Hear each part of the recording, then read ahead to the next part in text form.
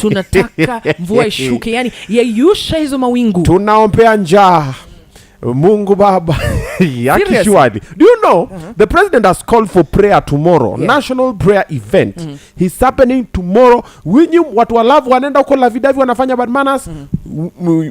Nani anaomba huku Nyayo Stadium.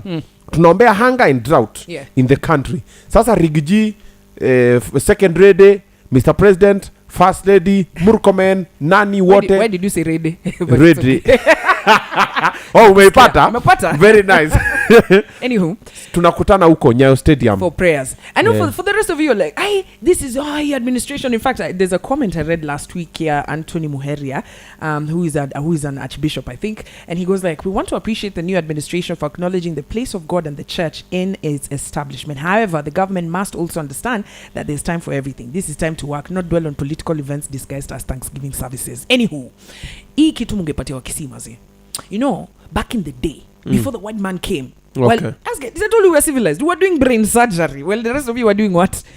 Wakamba walikuwa wanatembea na vitu kutoka meno sita za chini. Wakamba walikuwa wanatembea without a camel. From interior baka huko exterior. You know? Nyinyi mlikuwa mnafanya nini? Tulikuwa na ng'ombe meno sita za chini tunapiga binja. Nyinyi tunabeni ilikuwa inafanya nini? Anyway, sisi wa Kisii tulikuwa not only doing brain surgery. Yes. But we were also doing rain making.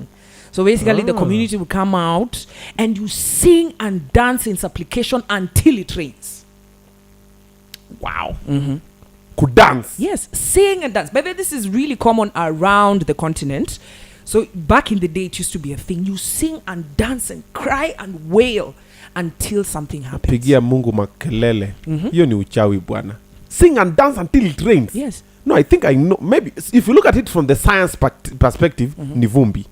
Ukidance vumbi inapanda juu and then it condenses and then it comes down like conventional rain. Vumbi wewe ndio utoe tu meno. Oh.